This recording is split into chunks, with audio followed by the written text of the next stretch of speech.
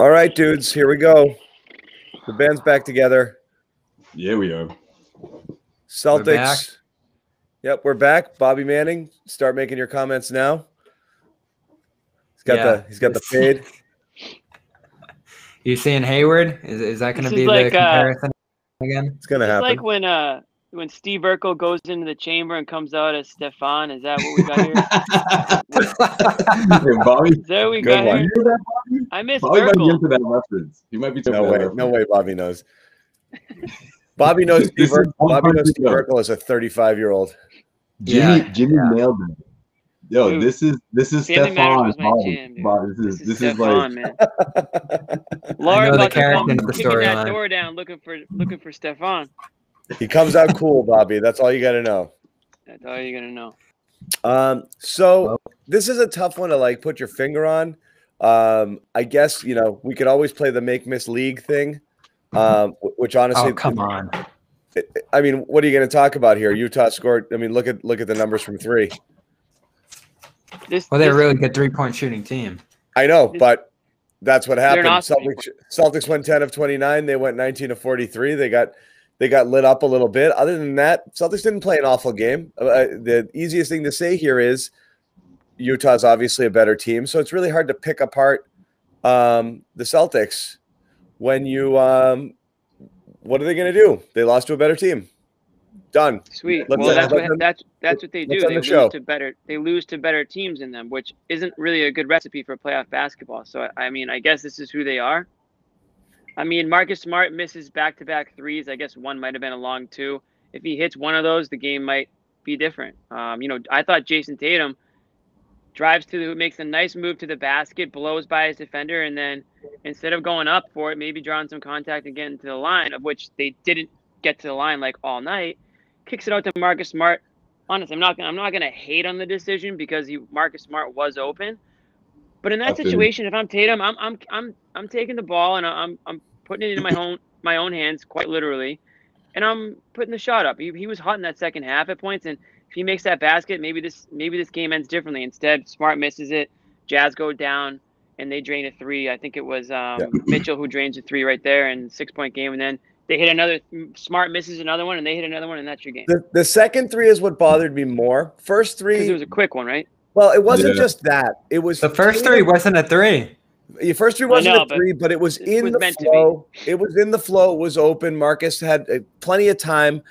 That's fine. The second one bothered me more because there's no reason Tatum should have been even looking to that side of the floor. You can see it if you go back and you watch it. Okay, you've got Jaylen and Kemba on the right side of the floor, and Kemba was standing, completely on the other side of the floor. And as soon as he sees the ball go over, he just kind of his shoulders sink, and the shot goes up, and he's like, okay, I'm sure he's not going to throw a tantrum over it, but it's like, hey, scorers over here, they're both kind of.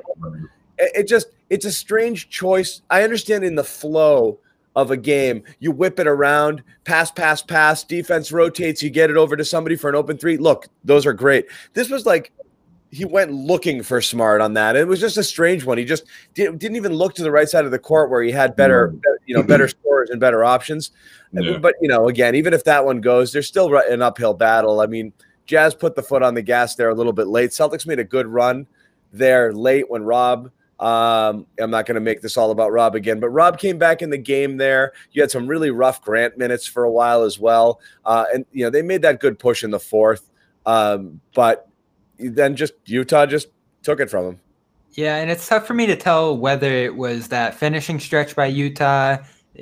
Obviously, the fourth quarter, they dropped 40 points. They were dominant start to finish in that one. Celtics couldn't keep up with that. But I also think you mentioned Grant and Semi in the first half.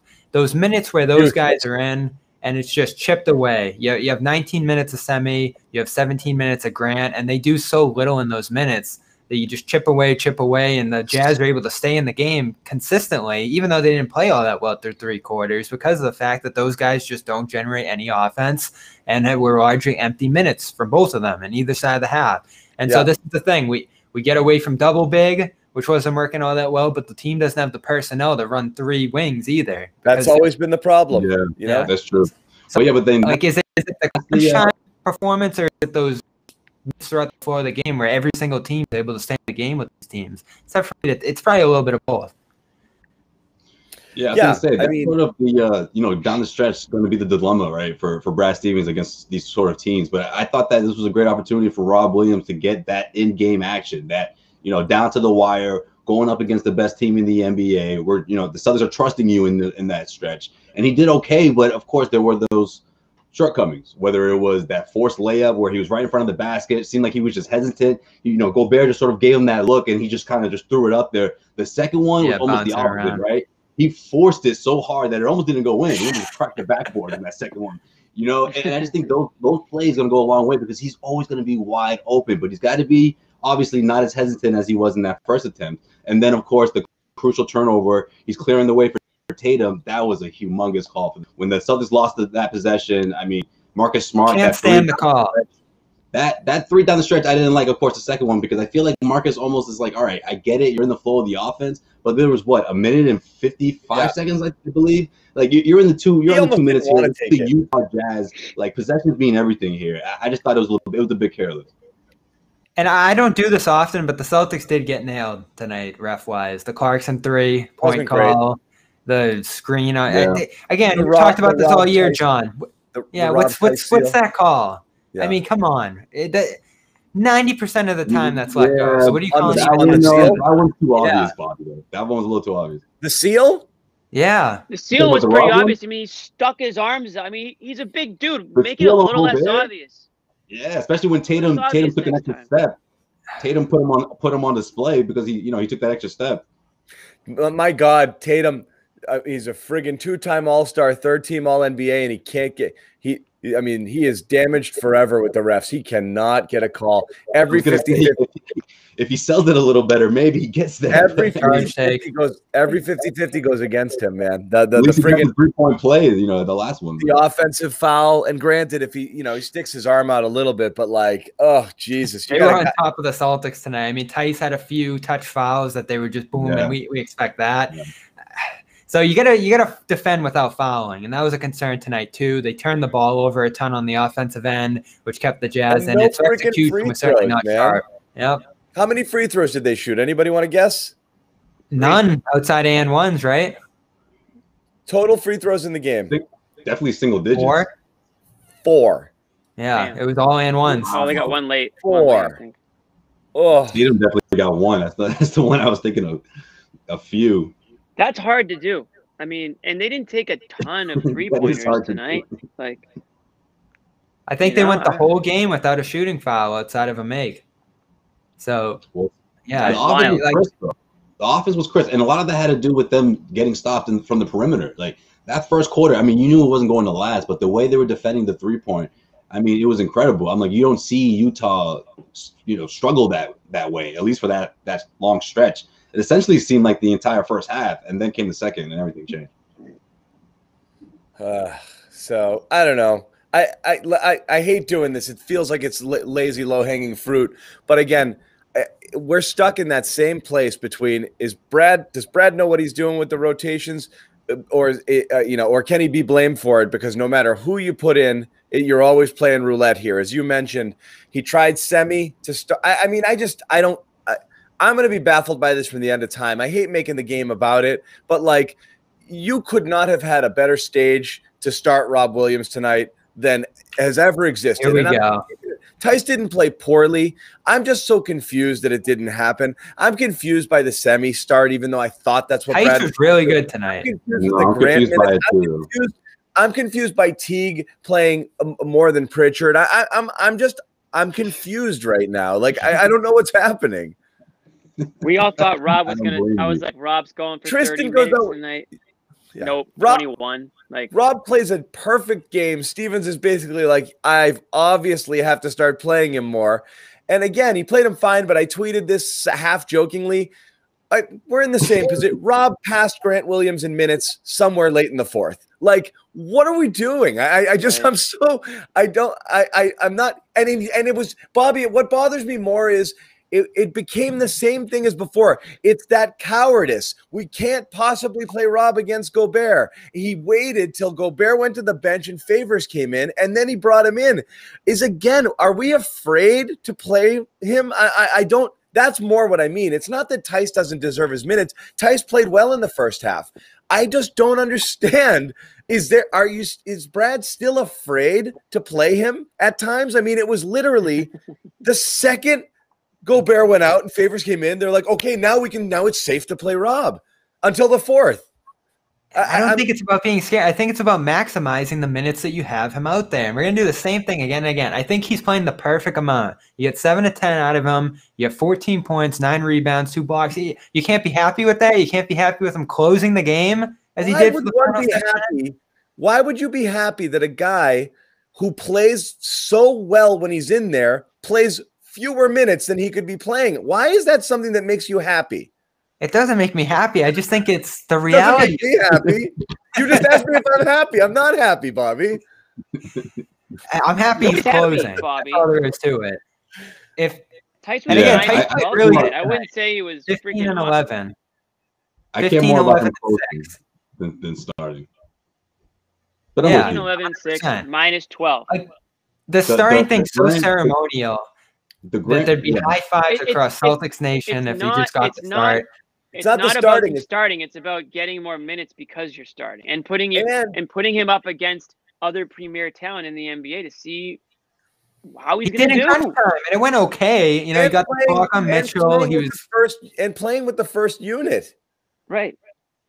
He gets to do it in crunch time though, which is what really should matter to you guys. And that's when they made their run there. So if he's good enough to play with them in crunch time, why can't he play with them before crunch time? Why are we waiting until 4 minutes left? Look, I know he's improved, and you know we've been talking about it for the last 3 weeks, obviously. But I mean, John, don't you get a little worried that he's just like 2 quick fouls away from that first quarter from seeing the bench? Like honestly, a lot of the time, I just feel like, you know what, I'm with you. I want to see him continue to get reps with that starting unit, but I think it's way more important at the end of games, especially against teams like this, someone like Gobert. I thought that was really important for him to get those reps in, win or lose. I think those reps go a long way. And I'm one with you foul tonight. The starting with him with the starters, yes, he has to get more reps in with those guys. I'm surprised. The rotation's so tight right now. He's going to be out there with Brown. He's going to be out there with Tatum. And this, like, we do this every night, which is what frustrates me. He's not the reason they're winning or losing these games. Yeah. You know, like, he's contributing. He's playing really well. I think he's playing the right amount. And if you push it up to 30 here, does it flip the game? I mean, maybe. And again, I'm not making it all on Rob. I am confused again what's happening here, because again, it was the couple things you don't like seeing is that stint where he comes in just with the bench guys. He was avoiding Gobert, actively avoiding Gobert. I mean, it was Favors went to the scorer's table, Rob got up. So obviously, again, there's a hesitation. It's very I don't get that. And when on a night where Tristan is out, you're like, great, this is perfect. They're only going to play the 2 bigs now, and you give Grant 18 minutes, and I just don't fully get it. Right. That's all. I don't get it. Right. Well, we just who was it? Sherrod on the last show. I'd rather Theis get him. Anyway, yeah. Go ahead, Bob. Well, he said on the last show, like, you know, maybe it's better that Brad just stick with 2 guys, 2 bigs per game, and 1 guy gets the short end of the stick. And then he has the perfect opportunity. Brad has the perfect opportunity tonight to, you know, lean on Theis and Rob, you know, as the only 2 really healthy big guys. And like you said, Johnny, he goes and he throws Grant in there for 20 minutes or whatever it was. And Grant was playing throws them all off, you know. And this is why I'm advocating for a trade. You might need it at this point. I mean, this is again the conundrum. It's just like I said, is on this night following Rob is not the reason they won or lost tonight. We don't know. I don't think so. That's not why I'm bringing it up. It just seemed like coming off that game, and the way he played, and Gobert, and a good matchup that you thought, okay, let's see what his athleticism can do here with Gobert. Let's get him. This would be a great opportunity. Then Tristan gets COVID. It just seemed like all the planets were aligned here to make this happen. It just didn't happen. So it's disappointing, because this would have been, as Joe Sway mentioned, a good showcase, a good opportunity to run there. in general, that second unit and that bench was bad. So when Rob was out there, there wasn't a lot going on at that time. Smart didn't have a great game himself. So just kind of, and he was still making the most of his minutes. I'm not putting this game on Williams at all. I was surprised that this was how he was used. No, and it doesn't have to happen so fast. If we look at his collective last month now, and I know Jay King put the stat out there on Sunday, like 17 per 36, 13 rebounds, 5 blocks over the last 5 or 4 weeks, rather. Like, he's playing outstanding right now. I just give him credit for what he's doing right now. I think he's helping the team in a substantial way. 14, 9, and 2 over 22. It's the same thing. Same numbers. They're going to start ticking in the right direction. I think he's in a great role to succeed right now, and he's doing it every single night, which is important. So, like, you just because we see the success doesn't mean it has to shoot right up to 30 and put him in more minutes. Bobby, we've been having this conversation for like 2 months, though. Right. Like, that's the point. Like, we know it's not going to happen overnight. Let me ask you this question. Hasn't. Bobby, if you could trade for a center on your team right now, who averaged 18, 13, and 4 and played 36 minutes a game, don't you think that guy would make the team better? I think so, but we had this conversation yesterday. Would he actually put that out there over those minutes? I don't know, but he did it. If you do the math, somebody at home do the math here and extrapolate this over 36, it'll be the same freaking numbers. If he does it every night, it's not like he has one game where he has 22 and 20 and then another game. Every night, this is basically his line. It's like 14, 10, and 2 over 20 minutes. Right. Every night. Why do you think it wouldn't work over 30? What would happen in those next 10 minutes? He would just So if you play, he would take a nap out there. He'd just be like, I'm so tired, I can't do this. I'm over my minutes. I'm his knees just give out. It's like the battery run low. Now that I look at the math tonight, it wouldn't be too hard to put up 4 and 4 Again, over the next 14.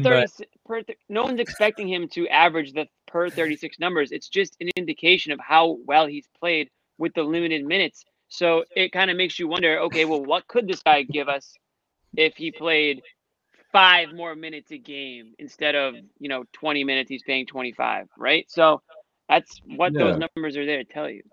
Like, that's the target that I have, 25. So tonight wasn't that far off. It doesn't matter. I don't want to make it about that, but this is another almost depressing game in the sense of like, it shows you who they are, and then you watch a game like this and you're like, is this team a player away? What is this team? No, I'm glad you said that, John, because you know what? I was thinking to myself throughout, let's say about a good chunk of 3.5 quarters or so, even when it seemed like the Celtics, okay, they're probably gonna lose this game, but let's just see how this thing ends. I'm like, this is what. And I know we're still early, right? But I'm like, this is playoff basketball. Like, this is Celtics playoff basketball. This is what they would look like if they were in a 7-game series. And it's not as awful as you think it would have, right? If you think about it, overall, right? This is a team, of course, they're not going to see the Jazz unless they make it to the NBA Finals or, all that. Teams like the Jazz, a lot of teams like the Jazz, you don't see in the East, right? Or unless it's few, right? And I think the Celtics we saw was those mishaps. But again, down the stretch, Robert Williams. Look, I don't necessarily want to see him play 30 because that 25 minutes is perfect. Down the stretch, he's going to get those reps in, that physicality. Look, the Utah Jazz, they took it another level with the Celtics. Just physical. Like, I feel like Robert Williams, he learned something today. Put it that way. I think he's thinking about Gobert, and I don't know. I just think those experiences go a long way for someone like Robert Williams because he's so important for this team and their playoff hopes or their playoff run. So this is our big picture conversation we're going to have here too with this team, because you might be right in the sense that Rob's extended run, big situations, experience this year would be a powerful asset for them. I think you could say the same for Nesmith, younger players down the bottom of this roster, Pritchard, who we didn't see tonight, and we're really not seeing all that much anymore. So at what point, and we started to see the rumors this week that a veteran could be getting shipped out of here. Do you ship multiple veterans out of here, which is an idea I threw around? Bobby, don't say a veteran. Just say Tristan Thompson, bro. Tristan Thompson is the guy. Tristan Thompson's the name. But yeah, do you ship multiple veterans out of here and kind of – what's the comparison, John? They traded a guy in Moneyball so the other guy could play first base. Am I getting that right? like that kind of situation. At least in the movie. Yeah.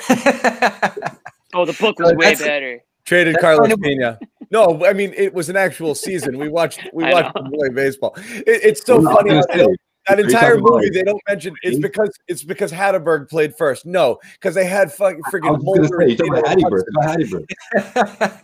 They didn't once mention that they had 3 of the best 7 pitchers in the majors. You know, right? What direction are you going as a team? I've thrown this out there.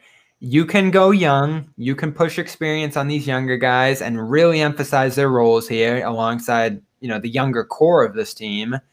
Move Kemba possibly, move Tristan, which would be a smaller first move in that sense, and clear this out. Because right now, we know what Brad's going to do. Brad's going to lean on the veterans. He's going to tighten up this rotation and go with who he believes in. There's problems with the people playing, too. I mean, this defense was garbage tonight. The amount of open threes and just kind of dropping their heads back and letting guys play, the fouling. This was an awful defensive performance. I mean, and we see so many of them from this team. It's like, who's going to come in and fix all of it? Like you need things, but you also need this group of players to play all around better basketball. And that again includes just horrendous defense, playing with 0 pace, again, being near the bottom of the league in assists. It's just not a team that does anything exceptionally well beyond having 2 really good talents. And then Rob Williams, who's frigging, like a racehorse whose gate won't open, but I mean, that's what else do we have? What do they have going for them? Like, what does this team have going for it right now? Not a ton. They're not doing it. They're not doing anything at a really high level right now. They have some players who can put up good individual performances. As a team, they're not doing anything at a high level. Anything. They don't have a lot of high-level players. They have 3 or 4 on any given night. Where's the Kemba apology cam crowd, by the way? Hey, I thought he had a good game, Jimmy. I didn't think he was pretty non-existent. I mean, he didn't have a bad game. He didn't have a great game. He missed a couple of shots himself, but he had a nice 3 in the 4th there. Kind of keep him. Defense was active. He was one of the guys who was contributing. The problem, with these games. Look at the Celtics bench tonight, and look at the Jazz bench tonight. You want to talk about a well-rounded team, a deep team, a team that can shoot from all over. I think they've got one stat that I see on TNT. They have 6 guys shooting 37% or more from 3. I look at their bench. I just see shooters, man. They're all shooters. But they got shooters. Ingles doesn't miss.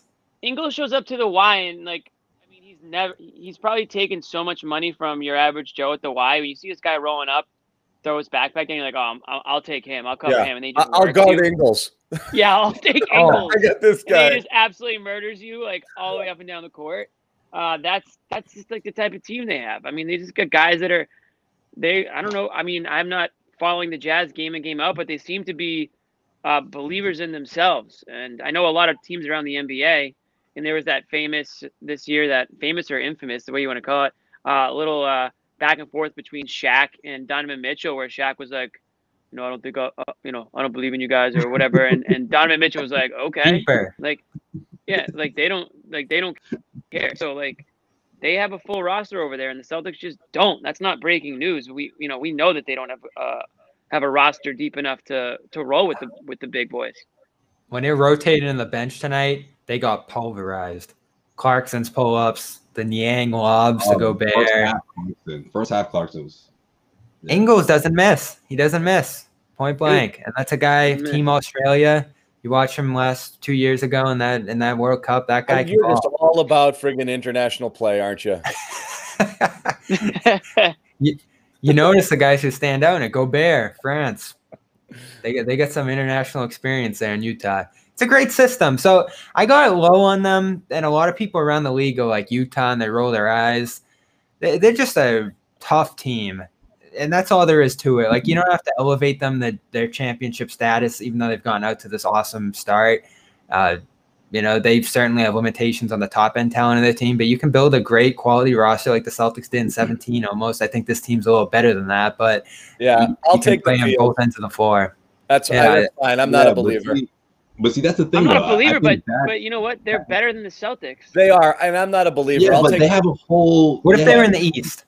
they have a whole nother thing going, because I think they have that us against the world mentality, because whether it's people just never putting them in the championship conversation, or the fact that, oh yeah, they're number one, have that and losing the second round. That's fine. Yeah, but there's a lot to it. Also, too. I mean, John, look what happened a couple of weeks ago with the draft, and you know, LeBron James being like, oh, no one likes Utah. You know, even when you're a kid, no one picks the Jazz on 2K. Like, I think all that is relevant. What happened tonight? But hold on, what happened tonight? Jaylen Brown drops his boy, and everything just went downhill for the like, it was like Donovan was like, I'm gonna get you, I'm gonna make sure everyone else gets you. Everyone saw that. We're on national TV and we're all coming for you now. And that's when I think the momentum shifted. I don't know. Maybe when he patted his ass, you didn't like that?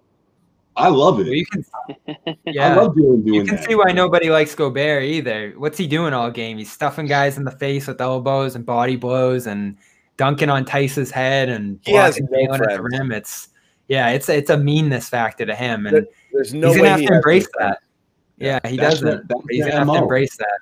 Right. That's how they're going to try to beat the Lakers. Like that physicality in your face, us against everyone else. No one believes in us type of, you know, motto. Well, the French are assholes, so that's really not a shock to me. Wow. We might have some viewers in France. Come on. Right. That's a quote from some movie. Maybe don't get canceled in France now. Come on, man. We got fans everywhere, Jimmy. Yeah, we big in France? I wouldn't know, but probably. I've been in Nice. Beautiful. I love France, and I love French people. I do. I do. I'm cool with that. I mean, that's when the ticker goes away. I love Jimmy it. Toscano's ideas don't represent CLNS. No, not one bit. Not one bit.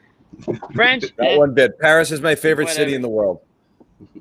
Never been. It is. I've heard good things. It's amazing. Yeah. Yeah. Just don't be a regular American asshole when you go there. What did you do? Noted. You must have had a good time. I try to speak French. I don't speak it well, but they appreciate the effort. No, they don't. Trust me. You were that American asshole. You just No. Je m'appelle John. The American asshole is the one that's like, oh, can I get this medium? No, we give you steak frites and they're bleeding all over the plate, and that's how you eat it. So just eat it and shut up. or like the 11 questions before everything, every order. Yeah. Oh God. Anyway, I don't know. I hate talking about this team now. Have the Patriots signed anybody? I'll switch gears right now. Oh man, did they?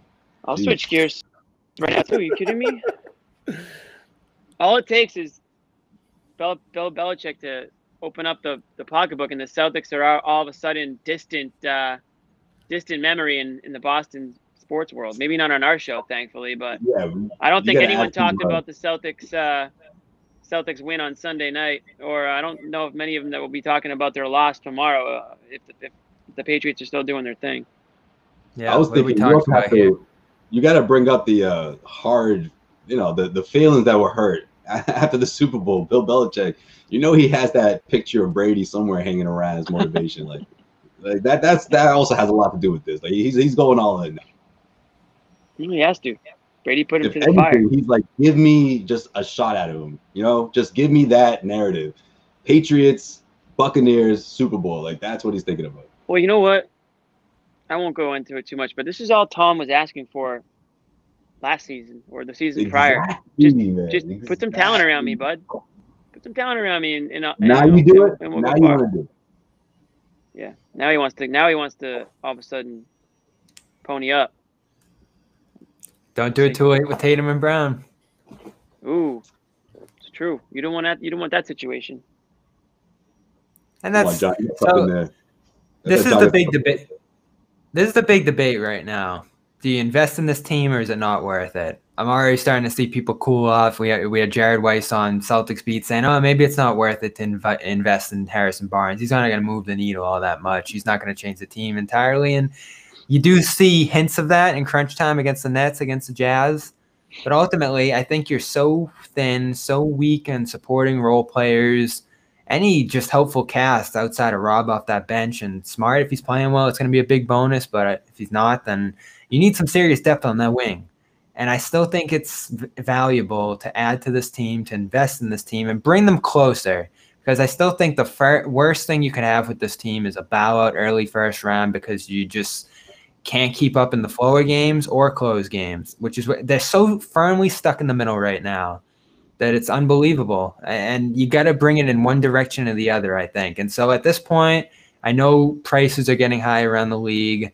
I know it's going to be a brutal trade market, and we're already seeing names we've tossed around left and right get taken out, whether that's true or not. But I'd like to see them do something, even if it's something minor at this point. And I know I haven't been thrilled about the idea of a minor move, but they just need reliable depth. Like, it's so hard for me right now when you guys are throwing around names like Nesmith, and I know Rob's become more reliable, but even Pritchard at this point, about 2 or 3 months into the season, we're seeing that he's not all that reliable. In terms of reliable talent here. Yeah.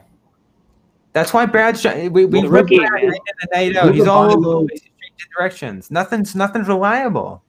Who's a buy low candidate that you like then? Because I feel like I'm thinking you were completely like outside of that idea. You just didn't want anything to do with it because you would rather see the younger guys get those minutes. I thought that was the case. I thought it was either go big or either direction. I just want a direction. All the buy low candidates are on the Celtics. I mean, who's someone that's not going to cost the Celtics a stack of first-round picks, I guess should be the question for Bob. Here's the Kevin O'Connor report tonight. Second-round pick for Trevor Ariza. Like, what are we talking about here? Really? That's my line. You can't throw 2 seconds? That's not tied with the Celtics, that report. Trademark. I feel like John right now. My head's just spinning. I'm like, this is the dialogues. 2 second-round picks can't get it done. Again, it's pretty baffled. It's pretty clear at this point they're looking to do a deal that will allow them to preserve the TPE heading into the offseason. That's what they want to do, and that's what they're going to do. And I think people just have to mentally prepare themselves for that. That's so it. Risky. I have. I'm prepared. Yeah, it's being thrown out there like such an obvious move. Like, oh, let's just wait. There'll be something there. We can figure it out this year. We've had this conversation a ton. You can throw it away to make yourself 1% better and overpay for something that you don't necessarily want and only kind of sort of need, or you roll the dice and try to hit a home run. Do you want to basically like get hit by a pitch here and stumble down to first, down 10 runs? Who cares? You're trying to do something real, like I took one for the team. Yeah. Rally, put on the rally cap. So here we go, like There's always a cost. There's always a cost to doing nothing, though, and we've seen this team. Yeah. This team's tiptoeing along a line where they can be solid and acceptable if they're fully healthy. But the second you see a rotation guy go down, it collapses to a point where it gets scary. I mean, we were talking about who they are. They're not getting saved. They're not getting saved. Not in the middle of the season. So, Bobby, when I say the answers lie within, I mean they better. And if they don't, then that's it. They are who they are. I don't think anything changes it because there's not going to be a home run. So that's what sucks is mediocrity is the worst. You go out and you beat a crap team and then you lose to a better team. And we're stuck here saying the same shit over and over again, which is like, it's you're just scratching your head. You're looking for answers where none exist. It's like, what if they did this better? They can't. How many more games do they have to play to do the same stuff to say that it's just not in them to play better? You are what your record is. It's a 500 team. They're a 500 team. And I think that's unacceptable in sports. It's the worst place to be, specifically in this league. In this league, they're not doing in this league in particular. I mean, they are, but they aren't, but they are, Jimmy. Whether it's the coach not investing in young players and making those decisions on his own accord, which I think is hard to expect him to do because in this, I mean, every time there's a 3-game, 4-game losing streak, it's like a mob outside of his house ready to kick him back to Indiana. So, like, is he really going to start playing Carson and Rob? No, let's bring it back to this. Let's do the easiest thing possible. Again, definition of insanity is what? Doing the same shit over and over again and expecting different results. We're 40 games in, and if Thompson doesn't get COVID, we're starting another 2-big lineup tonight. And if that happens again, we're going to riot, okay? Like, you want to do something different? Again, I'm not pinning the entire season on Rob Williams playing and start the game, but for the love of God, shake something up. Try something different. The easiest thing by far to do right now is to insert Rob into the starting lineup and see what happens. It's literally the only card you have left to play because he's tried the Semi card. He's tried to play Grant. He's tried a few different things. He's tried Green. I saw tonight they've had 17 different starting lineups to run. You got one card to play. Just play the friggin' thing and try it because this is otherwise you're just rolling around and doing the same stuff over and over again. Has Rob started one game this year? No. And again, I know people are saying it's not the issue. I'm literally saying try it. Again, to use a cross sports analogy, Cam Newton isn't the only reason the Patriots lost last year, but for the love of God, just try something different. You know what you're going to get there. You see this enough to know what you're going to get. Try anything different. Just mix it up. Try to put Kemba on the bench. See, I'm not saying do it. Just try something. Like anything would happen. He did it with Gordon, when it wasn't working out, a couple of years ago, his first year back from injury, he started him, he moved him to the bench. Just try anything. Try something different. Here's the problem, though, John. Looking back, you probably shouldn't have benched Gordon, but that's another story. And right, but you don't coach the public. Yeah. You don't coach the public pressure, but do you think they'd be patient if they did that for 6 games and dipped down to 20 and 24? Would they? Why would that happen? Not just Rob. No, it's not just Rob.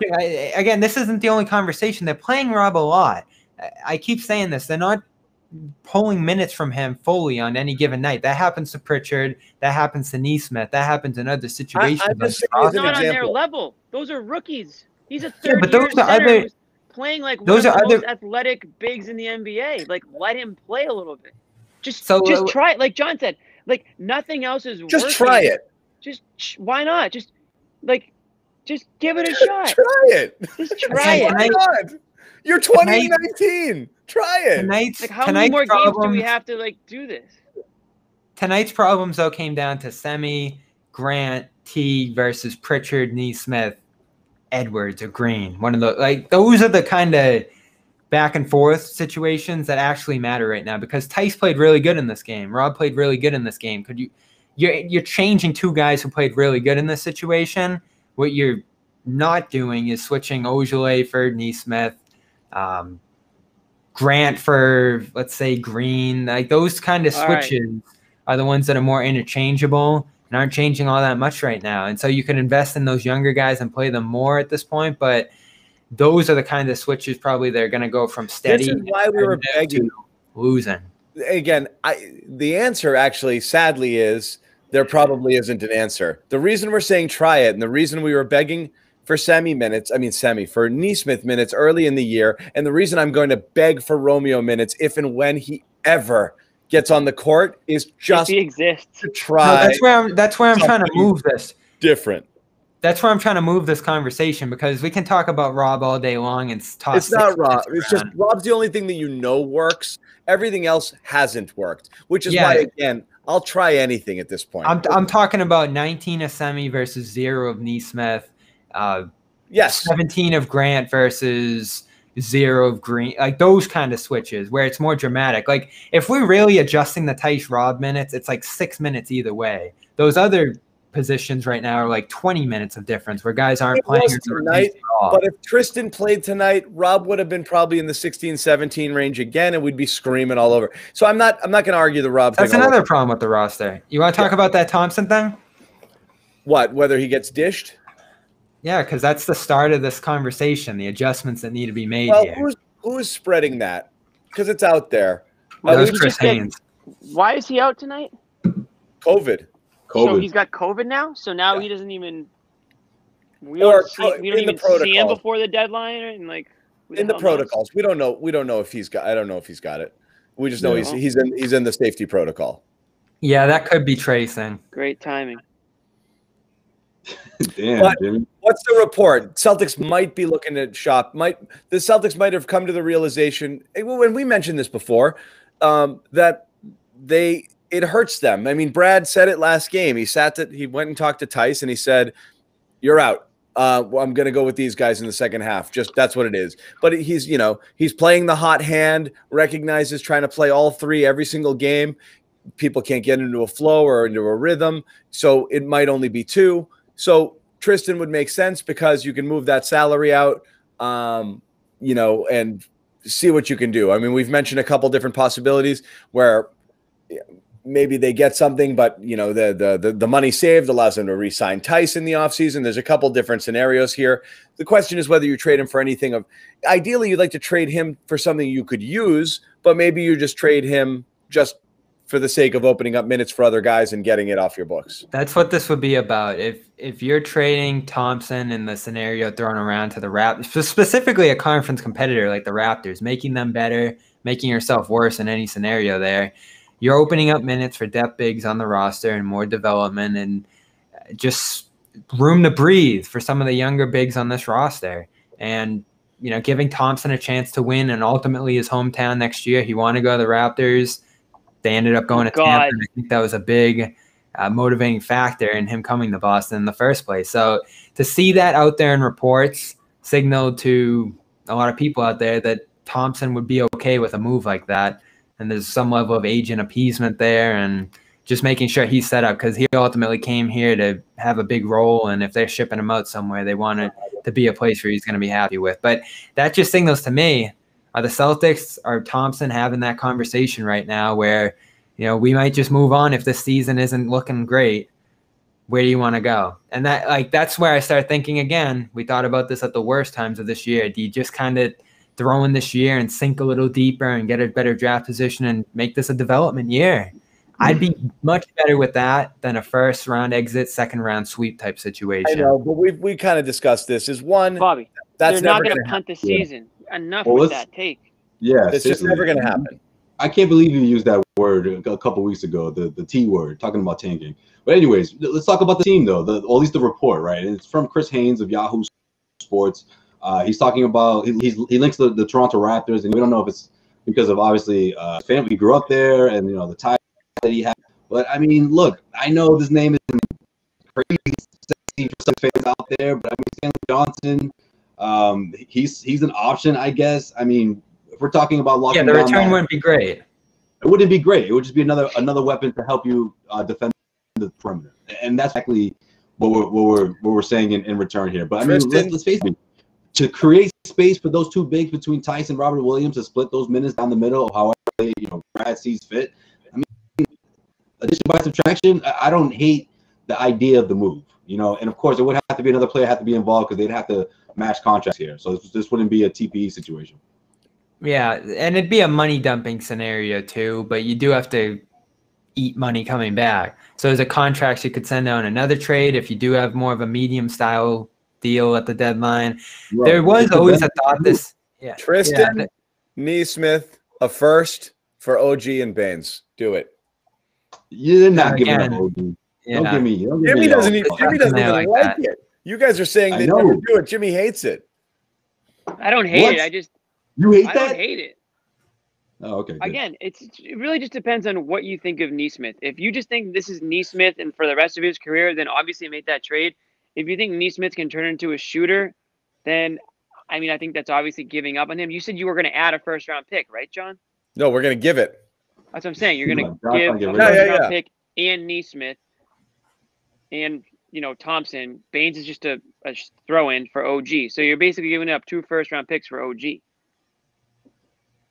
So if you don't value Nesmith at all, then okay, go ahead. OG's really good. I would do. I wouldn't even blink at that. I would do it in a heartbeat. Yeah, right. Sign me up. I don't think that's the kind of trade this would be. I know Brandoni there throw up just a Thompson for Baines swap. I think that would be the most ridiculous thing in the world. I know, but let's do mine. That's a downgrade. Who said that? Bernardoni. The idea behind that is Baines. You don't pick up the 1-year deal. Yeah, you use that money to theoretically extend Rob Theis. Gotcha. If it allows you don't have to play him. If that allows you to keep Theis, you're basically trading Thompson for Theis. Even though they're on the same team. That's the theory behind it. Because if Thompson's under contract next year, you've got him, and you probably can't and won't re-sign Theis if that's the case. Moving him allows you to. So that you're basically trading Thompson for Theis there.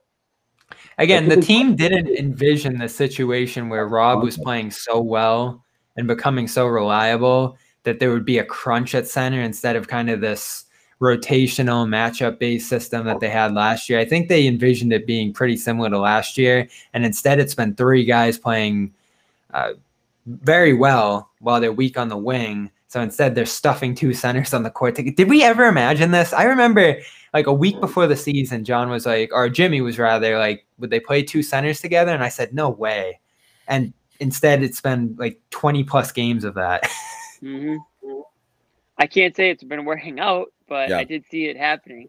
I can't wait to see how good Rob plays on the next team he goes to. Because we're wasting his talents here.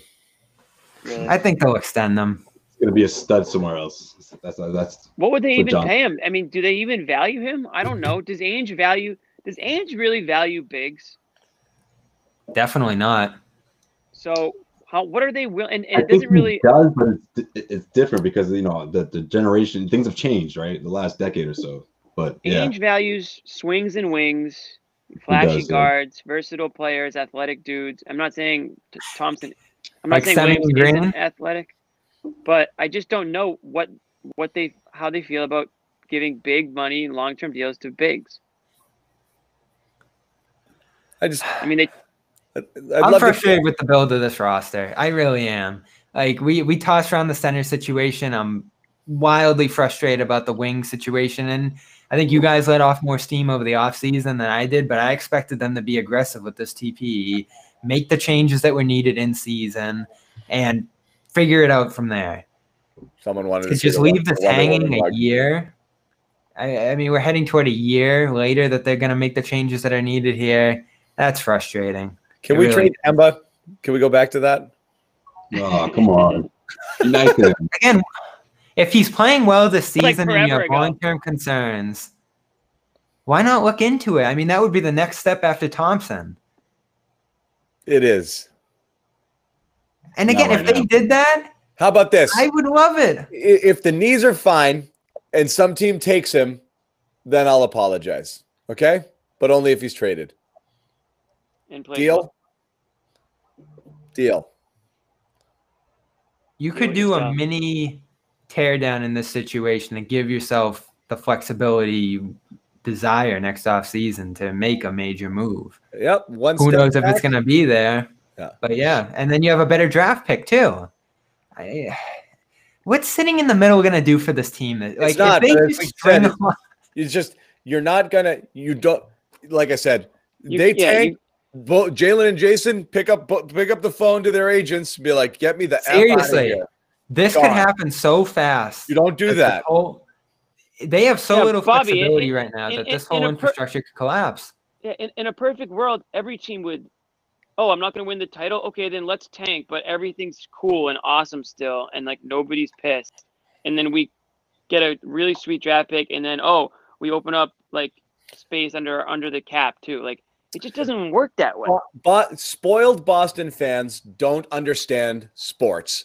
Like you do get stuck in the middle sometimes. It's not tank or sell out and go for it. It is not option A or B. Sometimes you just kind of live in that middle ground and look for opportunities to strike, try to be aggressive, do whatever. But it's like you're not the friggin' entitlement. You don't just get to play for championships all the time. That's usually the case, John. Lose in the first round. It happens. It happens to decent teams too. And then they come back and they reload a year after. You don't just friggin' desperately either throw all your chips in the middle and try to like improve a little or just start trading pieces. You know, when you do realize you've got major roster issues, you do have to do something dramatic. So you might do that in the offseason. But what's happening in season is just what's going to happen. And I think people just have to get ready for it. People aren't able to accept mediocrity. It's a mediocre team, and I don't know much fixes it in season. But you might have to do some surgery in the offseason, and that could take bold strokes. The problem is the organization, and from what you guys have been saying the last few weeks, you guys believe in the younger players on this roster. And throw Rob. We know Rob's a good player. I'm talking about Pritchard, Nesmith, Edwards, Grant. Is there any hope for development with those guys? It doesn't seem like Brad sees it. So what are they holding on to assets, picks, those kind of things for? There is room for a deal at this deadline if you get aggressive. I truly believe it. And you can swing the season in a better direction and start building toward a move at the same time in the offseason. You guys want to see prospects built up? It's just not going to happen. Well, what I would consider doing, it's not about prospects. Look, prospects are assets, okay? You don't give them away for nothing. You use them wisely. It doesn't matter what it is. If they have value to someone, then they have value, okay? You start to throw them away, then you have fewer things that you could possibly fold into trades. You need sweeteners along the way if you are able to get somebody who's going to do a deal with you, because right now you don't have a lot on the roster to trade beyond the Jays. So you got to find creative ways to put things together. What I'm saying is you might look at a player, again, like a Kemba Walker, who is an all-star last year and scores around 20 points per game, and move him for something that isn't even close to that type of player because the roster needs it more. That's what I would need. That would be a bold stroke. You know, a type of player that doesn't score 20 points a game but helps you in different ways, and you're like, this team needs that more than this. I know Kemba's more of a star than this guy, but we got to do something to fix the roster. That's the type of stuff that you look to do. You know, not always, everything's not going to be Bradley Beal and Anthony Davis and stuff like that. It just doesn't work that way. In a buyer's market, you might pivot to sell because it's more advantageous. And that's why when I hear this Thompson whisper start coming, I mean, there's a chance that moving Thompson could give you the flexibility to make an improvement in that. But I feel like Thompson, if they're trying to win this year, Thompson's an important part of that. There's a reason he's here and he's playing well. If you're moving on from him, I think we're talking about that other Kemba-like situation that you mentioned, John. And so I'm interested to see where that goes. That's it. It's just Jimmy's been saying it from the get-go. It's just hard to do it in the middle of the season. And I'm sorry, I like Thompson, but he's not the key to a championship. Yeah. Like by any stretch. You're making it sound like he's like, they could trade Thompson and bring in a wing and they'll be better off. Thompson could evaporate. You know, like if Thompson if Thompson just ceased to exist, it's like you know, in like Avengers, if he just turned into particles right now, like I don't know that much would change. But I don't know. We would say, wow, maybe Rob will start now. I wonder how much Grant will play tonight. That's what we'd be talking about. Guys, again, the names Joe Sway threw out there. Stanley Johnson scores 2 points a game. Aaron Baines is the worst center in the NBA. It'd be a significant drop-off from Thompson. No, it wouldn't. Yes, it would be. No, you know why, Bob? You wouldn't use those players. You wouldn't play that guy. You just play the other guys who you think are better. Yeah. The whole point is to it would make no impact for Theis and Rob. Yeah. You know why it would? You know why it's an upgrade? Because you'd play better players more, and you wouldn't be tempted to keep playing Tristan Thompson and settle for mediocrity. That's why it's better. Yeah. So we keep getting into the center rotation, but it's about that fourth wing spot right now. That's where the zeros are coming from. Every center on this roster plays well. Trade Thompson for a wing, and then you're better off. We can dream of OG, but it's not happening.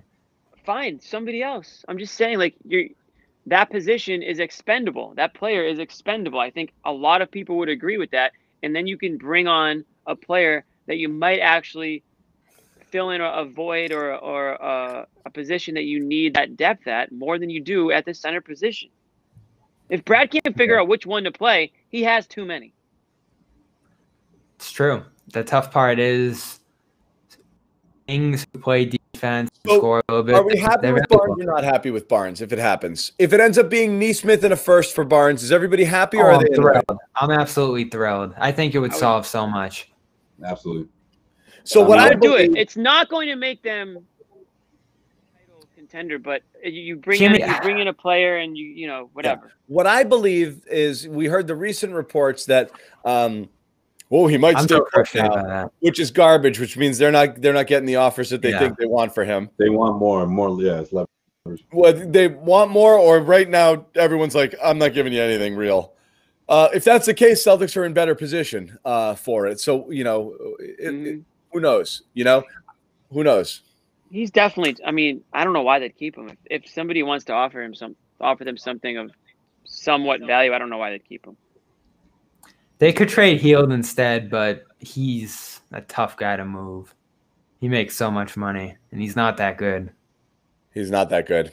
I think a good team would benefit from a Barnes addition. I just don't think. I think the Celtics aren't good enough even with him, but I still think I can still see the value in bringing him on for whether it's another piece to then trade at another point or just to have that depth player and you add in the offseason. I can see the value there. But I think he makes sense to be traded to a team that has championship aspirations, whether it's this season or future seasons, because I do think that he can help win a championship. Yeah. I'm going to lose my mind if Miami gets him for the most low ball offer. They might. What happens in 9 days when we don't have this to talk about anymore? What are we going to do? Because we've wasted so much time talking about something that's definitely not going to happen. Talk about these shows will be 22 minutes long, and the last 8 minutes will be all about what I ate for dinner. Like what condiments I used. Ooh, I'm a huge condiment guy, by the way. Pickles. It'll be all about pickles. We talked about them as a main course last time. Now we can talk about them as a condiment. You too, Jimmy. I like mayo. Huge mayo guy. Yeah, so a lot of people hate on mayo. I don't know why. Mayo's the king of all condiments. I'm a huge mayo guy. Cool. It's not cool to say you love mayo. Mayonnaise on my mayonnaise. Oh, I don't like mayo, but I love aioli. Idiots. Yeah, right. They like it. Fancy mayo. They don't want to admit it. I like Thousand Island dressing, but I won't touch mayo. It's like, get out of here. The problem with mayo and I eat ranch dressing. They do this with cream cheese too. If you get a bagel, they put a whole package. You know, you just want a little bit of mayo. Love cream. They'll give you a whole jar. They'll give you a whole jar. You can't say that to people from Jersey. You can never have enough cream cheese. Yeah, they get a whole. Yeah, it sounds better. So that's what we're gonna do, guys. Get ready for condiment talk. We're gonna go from TPE to condiment, not condoms. Condiment, guys. Condiment. You did emphasize that first. First Chipotle mayo, guys. Chipotle Not a big mayo. condom guy. Yeah. Yeah. What did this turn into? This is watch the viewers just. What do we have? We got Cleveland tomorrow, so no Kemba, which that's gonna be great. Cleveland played today too. Got destroyed. They've been really bad. That might be the worst game of the year tomorrow. Well, you guys watch the Rockets on Sunday. First 4 people on the chat to volunteer get to do the show tomorrow. Yeah, seriously. Seriously, dude. I was just thinking about that. I was like, how am I going to get out of tomorro's show? Yeah. I'm going to remember these names. Let's see who pops up. Oh, man. We're bringing in. I don't know. Hey. The favorite brand of ketchup. Look we what had Sherrod here on Sunday night. We had some rave reviews, so be very nervous if you miss a show, because I don't know if you ever heard of Wally Pip, but he never made it back onto the field. You could get Wally pipped. Yeah, Sherrod's waiting in the wings. And like I said, we mentioned that we'd have other guest hosts on throughout the year, and we will, and that's how we'll keep it fresh. We're tired of these friggin' trade conversations. Celtics lose. We got another one tomorrow, so we'll cut this one off here. But that's it, guys. Final thoughts? Final thoughts for me is take your anger out on this next team. I want to see that first quarter, that defense. I mean, earlier, John, I mean, you do this often, but you were a little too brutal with the Celtics saying that they played no defense. At least that first quarter, they were defending the three. They played some. Yeah, they played some. So just let that carry over into this start of the next one. Let's see if they can do it for at least 3 quarters. You know, that should do it, right, against this team.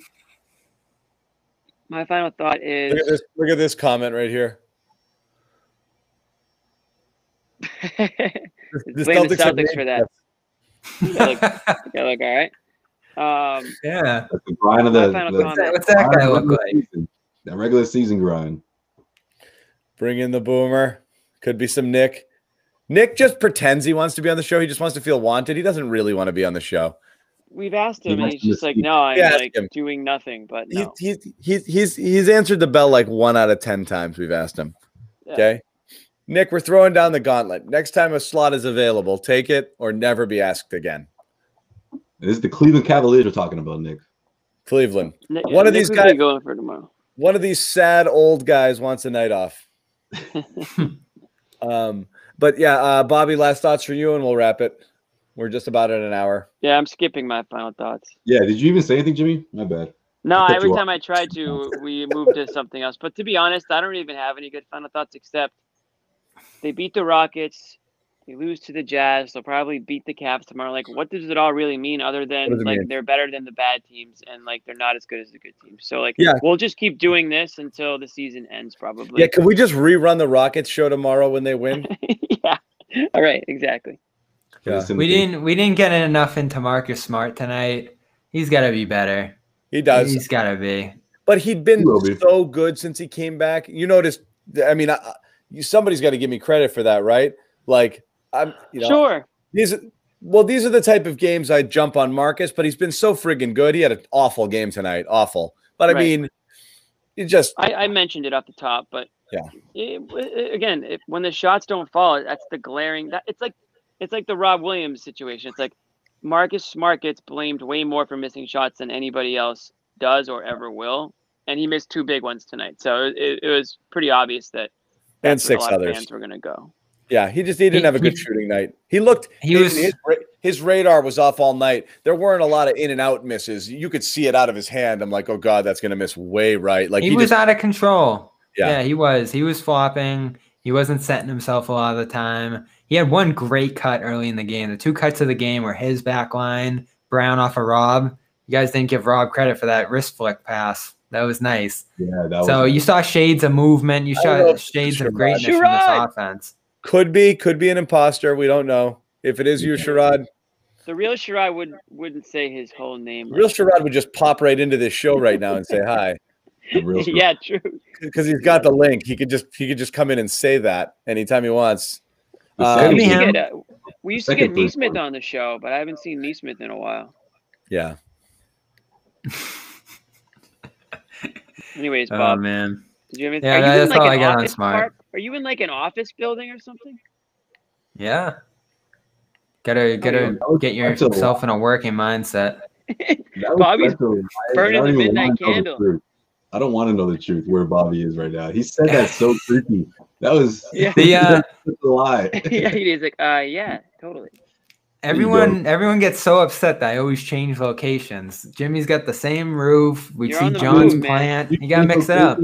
You changing hair now? You got the Gordon Hayward / MGK thing going. Machine Gun Kelly. Hey, you look like you're in like the waiting room of like waiting to get your taxes done or something. There he is. Oh. It was me. Hey. It was me, fellas. Really I believe me. Let's go. I did. I even went all caps. Yeah, you did with an emoji. Hey, we should have known that people weren't trying to catfish us with the name with your name up there, man. You don't have a burner? Yeah, I think what A his meant. His burner says A. Sherrod Blakely. Yeah, he's doing it wrong. Real discreet. Marcus Smart gave you that bubble vibe, right? Well, we saw in the playoffs, right, Sherrod? Those 3-pointers down the stretch. He was horrible. And I love Marcus. Disaster. It was you guys know I love Marcus to death, but he was just horrible tonight. Yeah. I gotta believe that this is like the bottom of the ocean, Marcus Smart we saw, and that everything we're just gonna be swimming upstream rest of the way. Yeah. He was so bad tonight. Better hope so. Yeah. I like this $5. It looks better than I expected. Yeah, it does because it raises us up above the banners. Cinco it's not box? crowded. I like it. 5 out. 5. Penta box. Wide out. Huh? It's not bad. Penta it allows us to do this if we want. Look at us. Whoa. Oh, Jimmy's loving that. Sexy. Yeah. That's off right. It's not bad. I like how it's cropped. Sherrod, we'll give you your pound of flesh tonight. Outside of Smart, what did you think? I liked that they competed. I mean, they didn't play great. What? Dude, you trashed me for that take on Sunday night. You literally trashed me. You're like, they better win. I don't want any of this moral victory. Win or go home. Look, Jimmy, Jimmy, but before you get your panties all bunched up again like you used to, listen, hear me out. Utah is the best freaking team in the NBA right now. They are so much better than the Celtics from top to bottom right now. The fact that Boston was able to hold their own for more than just a half, I thought was a positive. The thing that bothered me about the game, though, was Tatum was in position to be the dagger thrower. Missed the free throw, got the rebound, had the easy putback, would have made it a one-possession game with about, I think, 40 seconds of play. Now you got a game, but he misses the putback. Mm-hmm. You got to make those plays. You got to make those plays. Jimmy, are you going to let him talk to you like that? Jimmy, I love Jimmy. That's my guy. He just came in here and just backhanded you. Honestly, that was you know what? I'm watching Zion Williamson now, so I apologize if I'm a little Bogartish right now. I'm watching Zion right to my left here. No. Trust me. Jimmy's gonna say something back at another show. He'll get you back. Yeah. I know Jimmy. That's what Jimmy does. You know what Jimmy does exactly. Yeah. I just had to remind Sherrod that he and John both laughed me off the show practically when I said, I just want to see a hard-fought game. Now all of a sudden it's like, now it's they played hard. But at the end of the day, they are who we thought they were. That famous quote, they lost to the better team, which they've been doing. They'll lose to the Nets. They'll lose to the Sixers. They'll lose to the Nuggets, the Jazz. So, it's just who they are right now.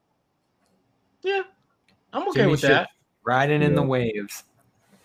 Because I would be mad if there was a deal out there that would make them appreciably better. That would piss me off. I don't think there is right now. How'd you feel about Rob? On your side. How'd you feel about Rob against Gobert, though? I thought it was a good test. He was good. Not great, but he was good. I like what Theis was doing earlier in the game, where Theis was hitting that free throw jump shot when Gobert was just kind of camping the lane. I love that. Love that. That is what frustrates me about this game, because I think they are a piece like Barnes, like one of these role guys from being a much better team. But when you have Tatum making that miscue down the stretch, when you have Theis fouling his head off, when you have some of the Kemba turnovers we see, Brown was great, but you can't have all these rotation guys. Your core reliable piece is Smart, not to mention his game. If they're not going to come through in crunch time, if they're not going to have great fourth quarters and make this team worth investing in, then you're right. Harrison Barnes wouldn't change a game like this. So that it does get frustrating when the main pieces let you down. I just think there's so much pressure on them when Semi gives you nothing, when Grant gives you nothing, Teague, Pritchard.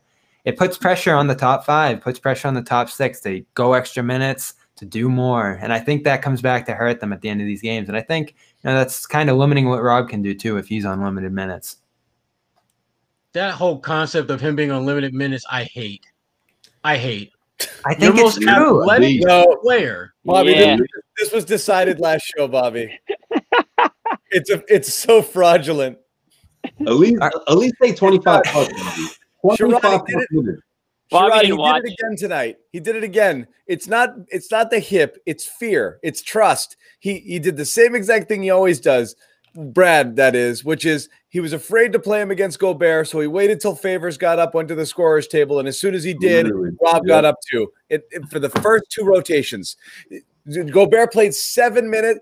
They overlapped for about 30 seconds in the first stint and not at all in the second. The second Gobert went out, Rob got up again. And then he played against him in crunch time a little bit. But the first two shifts Rob got in there, he did not see Gobert. I hate that. I hate that. Favors is such a worse matchup.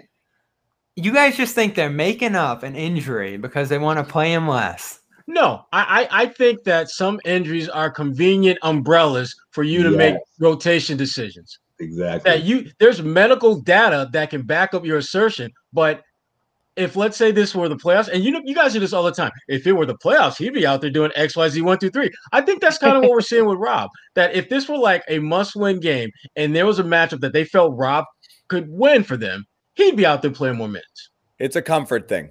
It is. Let's face it. Daniel Theis, Tristan Thompson, those are Brad's snuggies. He loves them in the middle. They make it feel nice and warm and fuzzy.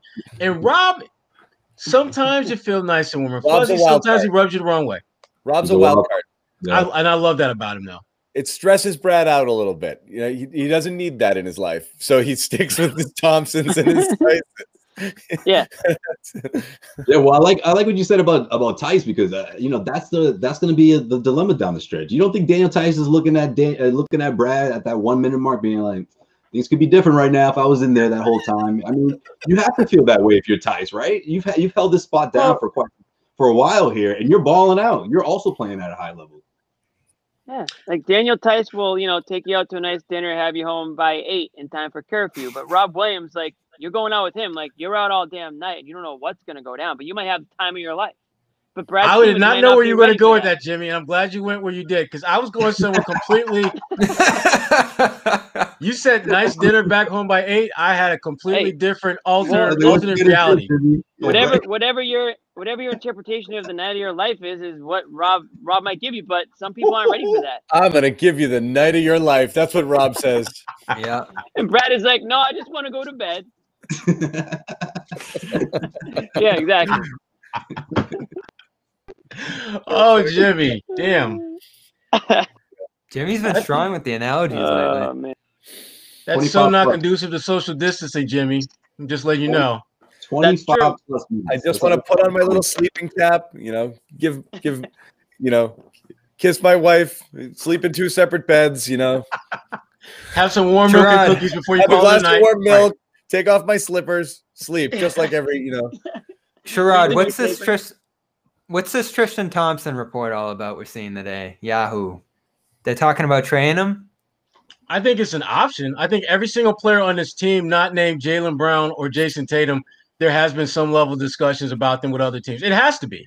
But the problem that the Celtics are running into is that they have very few choice meets, players, assets, whatever you want to call them, that teams want. Because you guys were talking earlier about like sweeteners, right?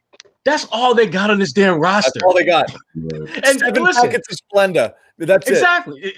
I mean, look, I've got my fruit juice. I got my soda. I don't need all this damn sweetener. I need a real drink, Jimmy. I need a real drink. That's what they got. And all I got is sweeteners.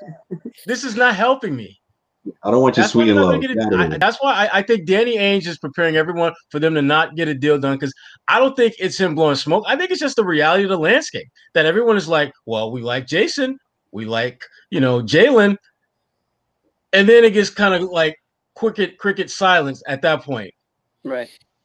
So that's the thing. It's gonna be hard, and they don't have like those real choice draft picks. They have their own picks, but who the hell is itching to pick number 22? Exactly. Yeah. So. At least when they had the picks from Cleveland and Cleveland sucked, they kind of dangled that out there. Sherrod, we've been saying this for 40-something games, but it might take you to say it in order to get Bobby to get it. I love Bobby. My cute brother. Somebody's gonna have a different opinion around here. Oh, yeah, you on one every night. God. Oh, I like it. I like it. The Q's guys are going to team up on something else for sure. We will. We're going to turn this background orange on Friday. Don't go. I was just going to say, nothing orange here. I always got facts. Orange near me. Facts. Even on the road, you got a hoodie or something. Oh, boy. And now got my orange scrubby when I get ready to take a bath. I got like I got my. There it is. Wow. That's what I was staring at. There it is. I got everything, man. Yeah. Who's playing in the tournament? That'll be coming down on Thursday my team. Or Friday. I know. I'm just kidding. Always. I might have watched less than 1 second. Don't look to me for draft talk. I'll just tell you that much. Okay. I'll tell you now. There are like at least 2 or 3 really, really, really good players coming into the draft this year. The kid at Oklahoma State is just amazing. I love him. Kate. He's a blast to watch. I'm telling you, he's like Carmelo Anthony good back when he was at Syracuse. That one and done team is okay, but I think that's my sleeper pick to win the national championship this year, because with all the craziness going on with COVID and everything and health and safety protocols, you need one guy that can put a team on his back and carry him. He's as close as the NCAA has right now to being that one-man band. I'm a huge fan of his. God, this was a year that damn the Celtics had a shot at the number 1 pick. This is a damn year. It's still possible. That mellow year they played in the Garden that year on the way. I got to see them twice. That team up close. That was fun. That team was awesome. Was that was the best like team. 5 or something? Yeah, whatever that was. We went. I covered it for. I forget who I was with at the time. Maybe Channel 7. And went to see both of those games. That was awesome. That's cool. Seeing Melo up close. It was that team was fun. Oh, the hype was real. Yeah. Yeah, but you didn't Very expect real. they were going all the way. They were good, but I mean that was a run. That team was. I mean that was great. Yeah. What were they? They were like they weren't a one. They No, weren't. they a, weren't ranked. They weren't ranked going into the year. No, they were ranked that year. No, Yeah, No, going into the year. Oh. Yeah. No, that I love that team. And that's why Kurt Heinrich was always one of my favorite players, because if it wasn't for him taking that weak ass baseline jumper that Hakeem Warwick was able to block, we wouldn't have a national championship. Yeah. He really didn't feel me when I brought that up, like when we actually met when he was with the I Bulls. was gonna say. You brought that up. But no shame. I want to ask Tatum about when he lost to Syracuse on a half-court shot. That'll probably go just as well. I was there for that one. You know what? I haven't brought that up with him, but now that you bring it to my attention, I just might bring it up to him at some point when we ever can like see guys face to face. Somebody's gotta. And this is the time. Yeah. You had that one-on-one with him, right, Bobby? If you can ever get close to him again. Oh wait, no, I'm thinking of Melo. I'm sorry, I don't remember. If we have media. Melo, yeah. That was Melo. That was good. I love Melo. That was good. That was a great interview. Yeah, you could say he's really into The real it. Melo. I was trying to figure out where he lived on South. Did you live on South, Sherrod? Yeah, Winding right. Winding Ridge, I think. I think that's where Melo lived too. I couldn't get him to remember the streets. It'd been too long. There's lots of reasons why we don't remember those streets. Mm-hmm. Especially Melo. I'm glad we can talk about this here. So about those Cavaliers. No, we're yeah, right. We're gonna do a damn preview. No, the cadavers they're back to being the cadavers again, man. They're horrible. They're toast. They're toast. But I feel like this one's going to be like annoyingly close because it's a non-Kemba game and it's going to be weird. Hey, on Friday, it'll be close. On Friday, we get to talk about Barnes again. That's right. Yeah. Barnes might mysterious. I want to see one of those pulled from the lineup, walk across to the opposing locker room sort of trade situations. Those are great. That'd be awesome. You know, Perfect timing. Those are great. 2004. When you saw Kemba go to the locker room, is that what you thought, John? Yeah, right. I was like, that's it. Traded. No, that happened in 2004 during that when Nomar got traded for the Sox. They were playing Minnesota. Minkiewicz was part of a separate trade. He walked across the dugout. I love that. All right, I play for this team now. See if we can swing that on Friday. Just get it done. Get it done, Danny. Get it done. Get it done. So we never have to talk about trades again because I can't take it anymore. Oh, I can't wait. I love this. This is great. Well, at least we've gotten away from the silly stuff, which is the pie in the sky players that are never coming. At this point, it seems like Barnes or a much lesser player where you're not eating into the TPE, that's not going to excite anybody, or the buyout market. That's kind of where we are at this point. So yeah, get excited for Barnes or get ready for something that's not going to excite you at all. Yeah. He's the best option right now for the Celtics as far as realistic option. That's it. But you know what? If he comes in and does the job that people expect, then yeah, you might get to the conference finals, second round, but you're gonna need more. Yeah, if you're gonna get out of the East. This team as constructed, I don't think any piece that's out there gets them anywhere. I think the big three are better than the Celtics plus a piece. Still, no matter what, and you could even argue Miami might be as well. So I think they are who they are, which is clearly in that not only tier 2, possibly even below. You know, they're fighting with the guy. They're Charlotte. They're Indiana. I mean, they're in that. Ooh. They're in that conversation. You think the Celtics played Charlotte in a 7-game series? It wouldn't be a nail biter. Of course, it would be a war. It would be awesome. That would be my favorite series. That'd be great. Right now, if the playoffs start right now, they'd be playing the Miami Heat. They'd be playing the Heat in a 4-5, and that wouldn't go great at all. I don't like that. Right. I don't like that. No. But they're not better than any of the teams around them either right now. They're clear, so again, you could trade for Barnes and still lose in the first round. And then you start wondering, if you make that trade, you better be making that trade for more than just this year. It better be something that improves you in the long run. So if you're trading for Barnes because you want Harrison Barnes on your team going forward, not to get you one round deeper this year. Yeah. And Danny's talked about that. That whatever they do, it's not just going to be for Band-Aid for the moment. It's going to be looking for them to be part of their near future. I want to see the present look better than it does now, though. Not going to lie. Yeah.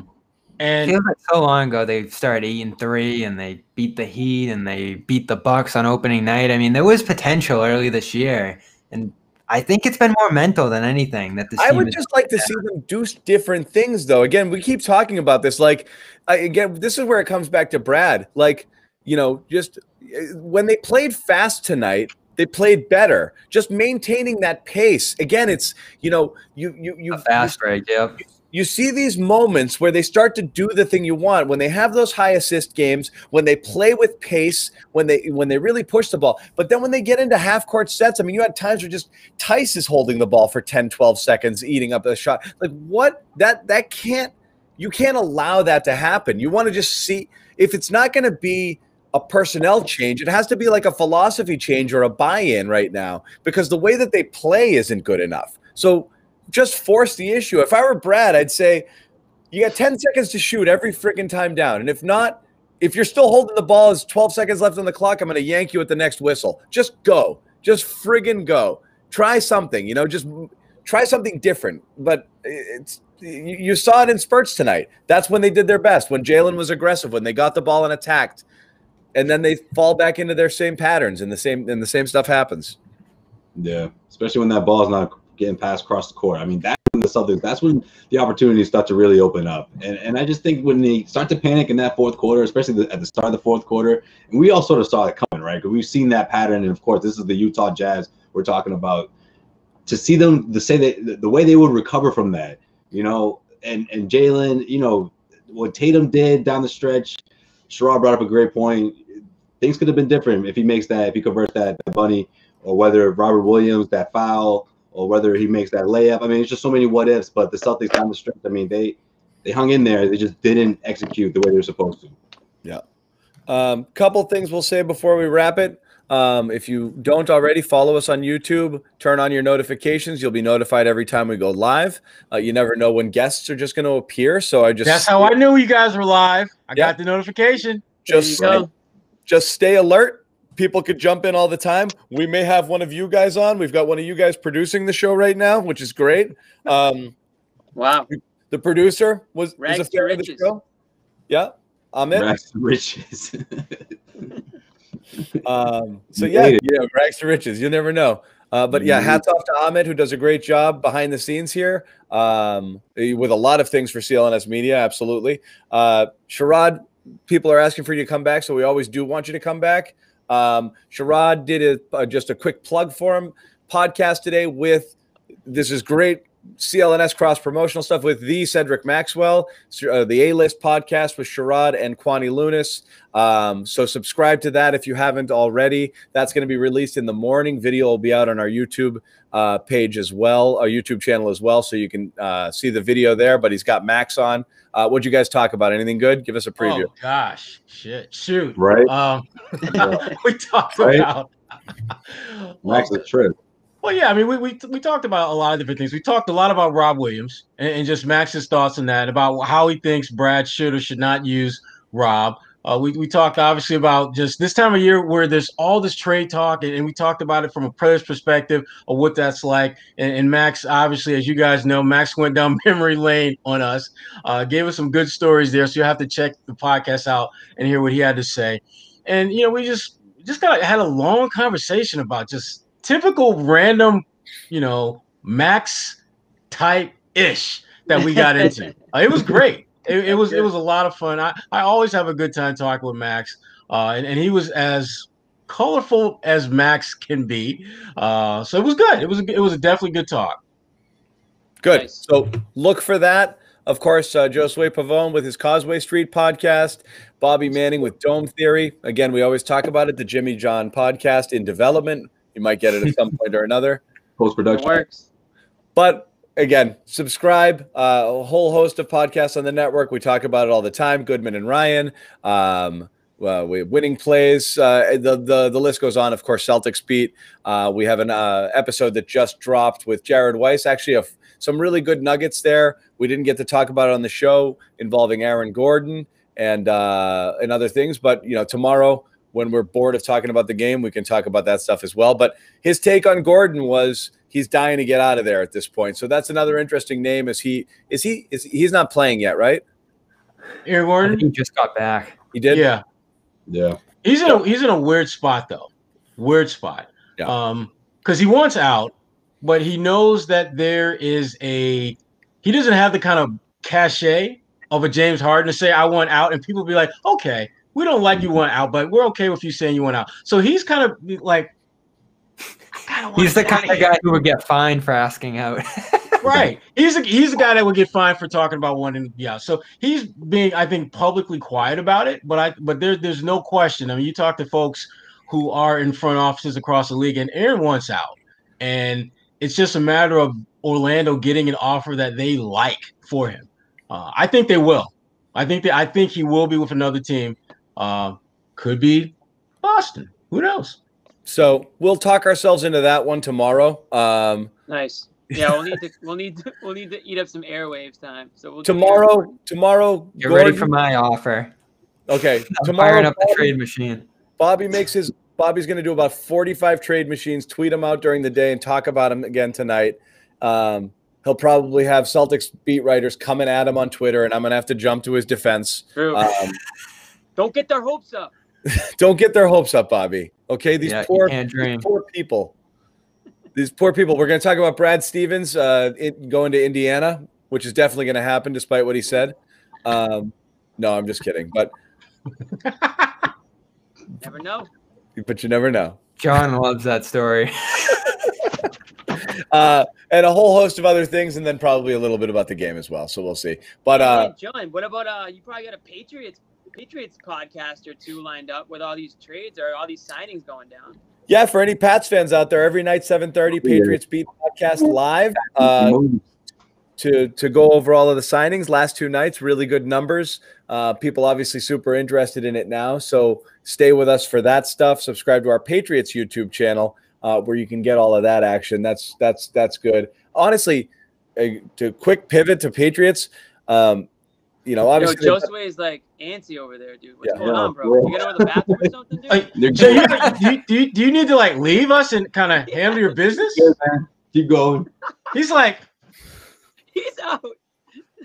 He's like, that was an emergency. I just moved him. He looks like he's got to go to the bathroom. Yeah, I can see. That's what I was thinking.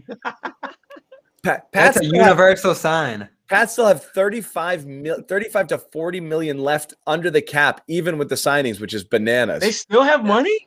Masterful stuff. I mean, the contract details coming out right now, it's amazing. Everything is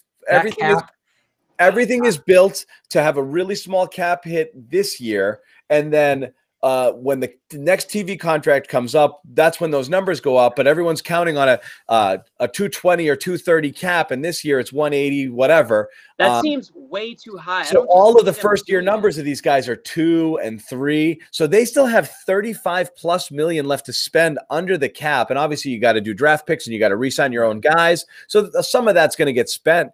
But they could don't be stunned if they come out with another boom, couple big ones. Right now you're in the I've got your offer, but I'm shopping it phase. And there's a few offers still out there for big players. It could get really fun. So there's still more. It's crazy. I was told that, they couldn't ever sign last season. They couldn't sign anybody because of the cap. They went on, but now all of a sudden, I guess the cap is crap again. I hate playing Pat's homer because, I'll be critical of anything or anybody, but this could be potentially a genius long-term play for Belichick, which was it's an absolute tank season, but we are going to buy everything this 1 year where we've got a chance where no one has money and we'll have all the money. and there's nothing anyone can do to stop us. There's teams out there thinking like, I'd like to sign a guy. Like how many, and they just can't do it. You know, I mean, how many times have you seen the Patriots? They got no cap room and watching all these guys go off the board. It's so weird where they're like, there's like 3 teams that have money, you know? It's still going to be a monster next year. As long as they're signing the right guys. That team in Tampa. I guess we'll find out. They are.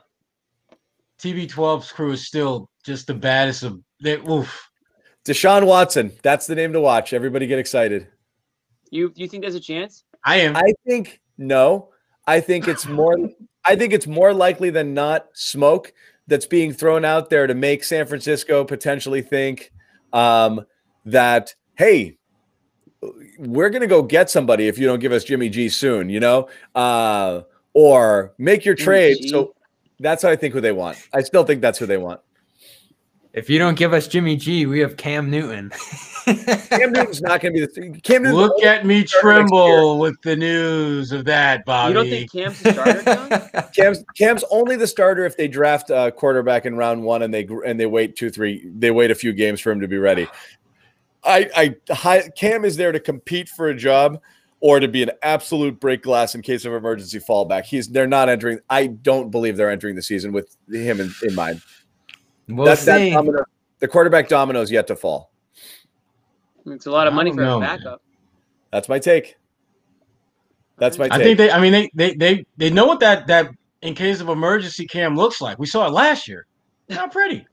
Just pretty. I can't tell, buddy. No, I'm like waiting for you. I don't know what you're doing, bro. Like, really? I think you were crossing your legs. I thought you had to run to the bathroom. My camera was falling. I'm trying to fix it. And... Oh, okay. I thought you were like. No. I was like, go do it. Right? You're having too much fun. No. But all right, we're off the rails. We're at the 90-minute mark, but we had to extend it a bit because Sherrod jumped on. So we will say goodnight. We'll be back. I want to dedicate this show to Josue's Wi-Fi that made it all the way through clean for maybe the first time all season. That was wow. You still freaking took me off. Yeah, that's right. But point. Just so everyone knows, Josue's Wi-Fi pitched a perfect game. I pulled him. Okay, I pulled Josue with 2 outs in the 9th in a perfect game. No, you pulled me out in garbage time. That's what you did. The game was already in the bag, and you just had to ruin the perfect game. The perfect game. Yeah. So again, thanks to all the viewers. It was fun. You hung with us for a while. That was awesome. We'll see you guys back here tomorrow. Good night, everybody. Later, Good night. Guys.